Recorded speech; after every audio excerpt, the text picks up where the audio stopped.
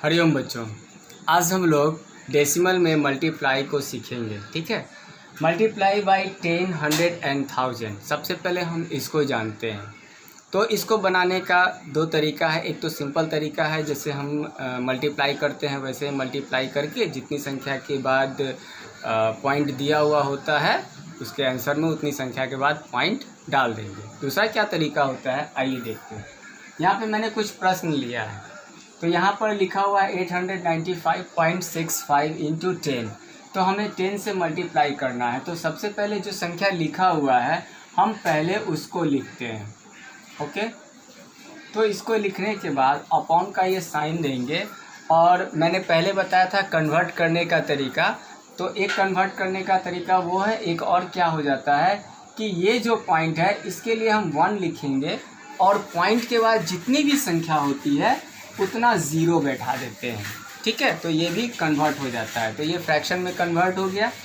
इसके बाद multiply by 10। Okay, अब हम क्या करेंगे, इस एक ज़ीरो से एक ज़ीरो को डिवाइड कर देंगे। अब यहाँ पे कोई ज़ीरो नहीं है तो ये बच गया, शेष जो बच गया उसको रहने देंगे। तो यहाँ हो जाएगा 89562 डिवाइडेड बाय 10 हो गया।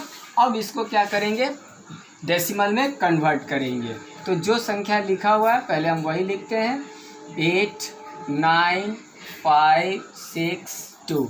लिखने के बाद एक ज़ीरो के लिए तो हमें एक अंक चाहिए और उसको एक अंक छोड़ के हम क्या करेंगे, यहाँ पर पॉइंट डाल देंगे। इस तरह से हम इसको बनाएंगे। सेम प्रोसेस हम 100 वाले में भी करेंगे। तो वही चीज़ है, संख्या पहले लिखेंगे 1089, ये संख्या लिख देंगे। इस यहाँ पर 1 के बाद पॉइंट लिखा हुआ है तो हम पॉइंट के लिए 1 डालेंगे और पॉइंट के बाद चूँकि 3 संख्या है 1 2 3 3 है तो हम यहाँ पर 3 0 को डालेंगे और इंटू 100 लिख देंगे। ओके, ठीक उसी तरह से जैसे हमने वहाँ काटा था 1 0 से 1 0, यहाँ ऊपर में 2 0 है और नीचे 3 0 है। तो 2 0 से 2 0 कट हो जाएगा।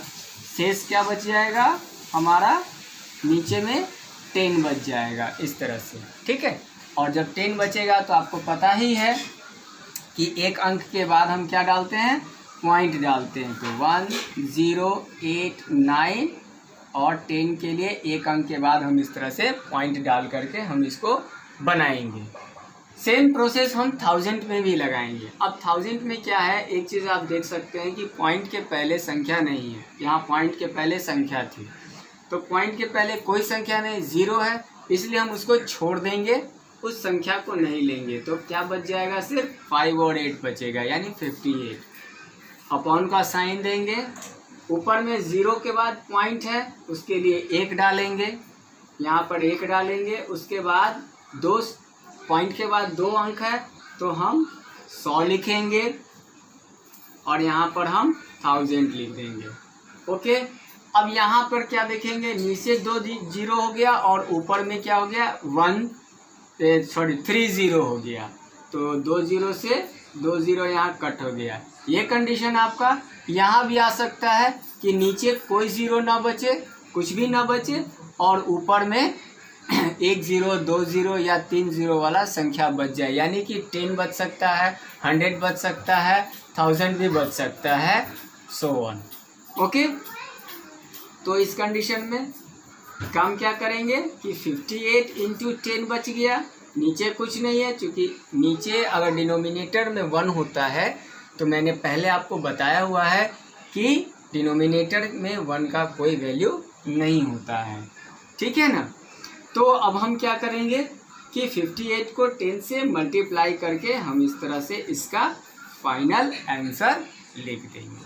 ठीक है, तो इस तरह से हम बनाएंगे मल्टीप्लाई बाय 10, 100 एंड 1000 के सवालों को बना सकते हैं। ओके, सीखेंगे मल्टीप्लाई में। आइए अब हम आगे देखते हैं कि दोनों तरफ संख्या है। पहले तो हमने सीखा था 10, 100 और 1000 का। अब यहाँ पे दोनों तरफ संख्या लिखा हुआ है। तो पहले तो मैंने ये सिंपल एक संख्या लिया है 32.2 को मैंने 6 से मल्टीप्लाई किया, मतलब एक तरफ पॉइंट रहेगा और दूसरे तरफ पॉइंट नहीं रहेगा। तो इसको हम सिंपली तरीका से लिख करके, जैसे हम मल्टीप्लाई करते थे, चाहे वो 2 अंक का हो 3 अंक का हो, जैसे भी हो, हम इसको मल्टीप्लाई करेंगे ठीक इसी तरह से। 6 2 12, 1, 6 2 12, 12 और 1 13, 1, 6 3 18 और 1 19। तो ये हमारा फाइनल आंसर आएगा। तो इसमें हम क्या करते हैं, अब यहाँ देखिए कि एक अंक, ये जो क्या है कि एक अंक के बाद पॉइंट है, तो हम यहाँ पर एक अंक के बाद इस तरह से पॉइंट लगा करके देंगे। 2 अंक के बाद रहेगा तो 2 अंक के बाद लगाएंगे, 3 अंक के बाद रहेगा तो 3 अंक के बाद। लेकिन हमेशा ध्यान रखिएगा जब भी पॉइंट लगता है तो राइट साइड से संख्याओं को गिनते हैं। ओके, अब एक और उदाहरण देखिए। यहाँ क्या है कि दोनों तरफ पॉइंट दिया हुआ है, 1.23 और 3.2। यहाँ पे 0.2 0.5 भी हो सकता है, इसलिए घबराने की बात नहीं है। ठीक है, मल्टीप्लाई हम उसी तरह से करेंगे और पॉइंट भी सेम प्रोसेस से ही डालते हैं। तो आइए हम लोग मल्टीप्लाई करते हैं। तो 1.23 को 3.2 से हम क्या करेंगे, मल्टीप्लाई करेंगे। ये 2 अंक का मल्टीप्लाई है। तो पहले सिंपल तरीका, जैसे मल्टीप्लाई करते हैं वैसे ही याद रखिएगा। 3 2s are 6, 2 2s are 4, 2 1s are 2। यहाँ जब हम मल्टीप्लाई कर लेते हैं तो हम क्या करेंगे, पॉइंट अभी नहीं देंगे, पॉइंट हमेशा फाइनल आंसर जब हम लिखेंगे तब हम देंगे। ठीक है, तो दूसरा संख्या क्या है हमारा, 3 है। तो आइए 3 से मल्टीप्लाई करते हैं। 3 3s are 9, 3 2s are 6, 3 1s are 3। ये हो गया। अब हमारा काम क्या होता है, इसको जोड़ना। तो यहाँ गया 6, 9 और 4 हो जाएगा आपको 13, 6 और 2 हो जाएगा 8 और कैरी 1 यहाँ से था तो 9 और ये हो गया 3। तो ये हमारा आया फाइनल आंसर। अब इसमें पॉइंट हमें लगाना कैसे, तो यहाँ देखिए ऊपर में 1.23 में 1 और 2 दो संख्या है, उसके बाद पॉइंट लगा हुआ है, और दूसरी तरफ 3.2 में एक संख्या के बाद पॉइंट है। तो टोटल कितना संख्या हो गया, तो टोटल 3 हो गया। देखिए ये 1 2 3 संख्या हो गई। तो 3 संख्या के बाद हम पॉइंट लगाएंगे, 1 2 3, और यहाँ पर हम इसका पॉइंट लगा करके हम इसका आंसर बनाएंगे। तो इस तरह के जब सवाल आएंगे तो हम इस तरह से, इसी ढंग से हम इसको बनाएंगे। ठीक है, थैंक यू।